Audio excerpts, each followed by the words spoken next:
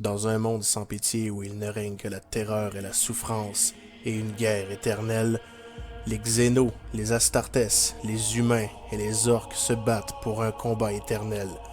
Dans ces histoires, découvrons ensemble l'horreur et les complots qui se cachent derrière tout cela. Bienvenue à Storyhammer. La bataille pour Aurelius IV, partie 2.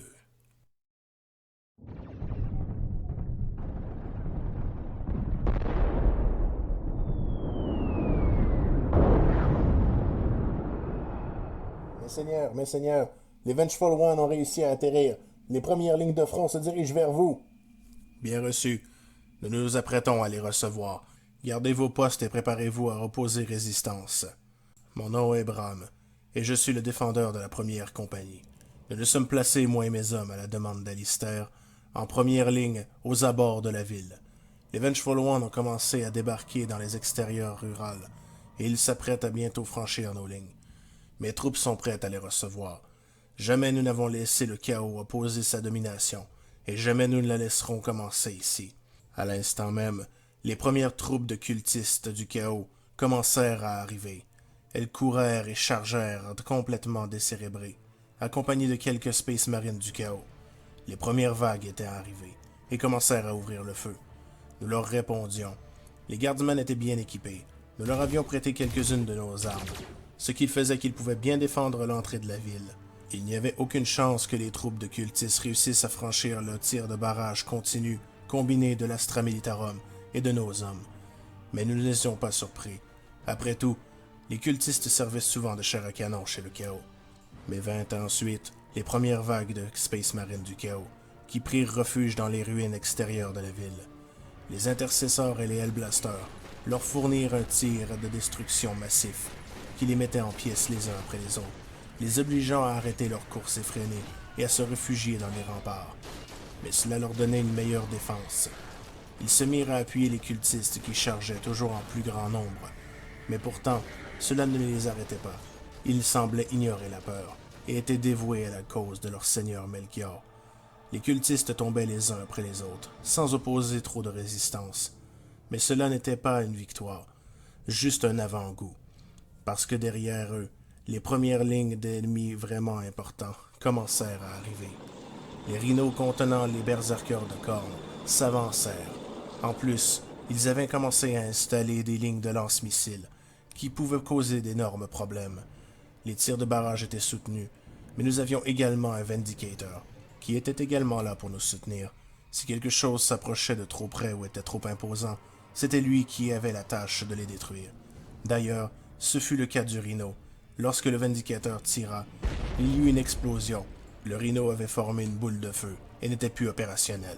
Les Space Marines à son bord étaient complètement morts. Du moins c'est ce que j'ai cru, car le Rhino était complètement vide. C'était bien là une des tactiques des Vengeful One. Ils étaient bien plus organisés que la plupart des bandes du chaos. D'ordinaire, ils protègent leurs unités dans des véhicules, mais celui-ci était vide, sûrement dans le but de nous faire épuiser nos munitions dessus. Mais nous tenions bon. Les troupes commençaient à se faire mitrailler, car les tirs soutenus des Space Marines du chaos commençaient à mettre en pièces les unités de l'Astra Militarum. L'une des tourelles et même l'une des sentinelles furent détruites dans les combats, et quelque chose de bien pire s'en venait. En effet, une troupe massive de berserkers de cornes surgissait depuis les plaines, hurlant leur appréciation pour le dieu Corne et fonçant tête baissée dans les lignes frontales, dans le but de nous rentrer dedans. Il n'y avait pas une seconde à perdre, mais malheureusement, le Vindicator fut attaqué et détruit par des tirs de lance-missiles. Nous avions perdu notre appui lourd. Nous ne pouvons plus rester à l'intérieur de la ville. Il fallait tenir le combat et l'amener au front. Le moment était venu. J'ai demandé à l'un de nos chapelains de guider la compagnie de la mort qui était censée se diriger en plein fouet dans les lignes ennemies frontales. C'était la première ligne de résistance. Il s'est mis à charger. Ils hurlaient leur colère lorsqu'ils se sont mis à sortir de la ville. De leur côté, les troupes des Vengeful One étaient toujours de plus en plus nombreux. La troupe massive de berserkers approchait, bien sûr, mais il y avait également des motards et des possédés qui approchaient maintenant. Nous nous sommes tous dirigés sous mon ordre pour accompagner la compagnie de la mort. Il fallait les retenir à l'extérieur. Les groupes de motards se sont également mis en route. Notre but à nous était de les empêcher de pénétrer dans la ville, tandis que la compagnie de la mort était pour aller front à front, directement contre les berserkers de Khorne. L'affrontement fut brutal. Lorsque la Death Company et les berserkers entrèrent en collision, il y eut des déchirements de sang, d'organes, de hurlements et de colère. C'était un spectacle grandiose à la gloire de l'empereur. Mais nous pouvions tenir ces lignes. Nous l'avions toujours fait. Je voyais malheureusement mes frères mourir sur les coups, et les berserkers de Khorne commençaient à réussir à franchir les lignes. Mais nous les attendions. Ils n'auraient pas la chance de rentrer dans la ville. Du moins, c'est ce que j'ai cru pendant un moment. Mais les troupes de Khorne s'étaient préparées, et elles nous rentrèrent dedans de plein fouet avec leurs motos, brisant les lignes de mes frères et en tuant plusieurs sur leur passage. Ils étaient en train de pénétrer dans la ville, mais je n'avais pas dit mon dernier mot.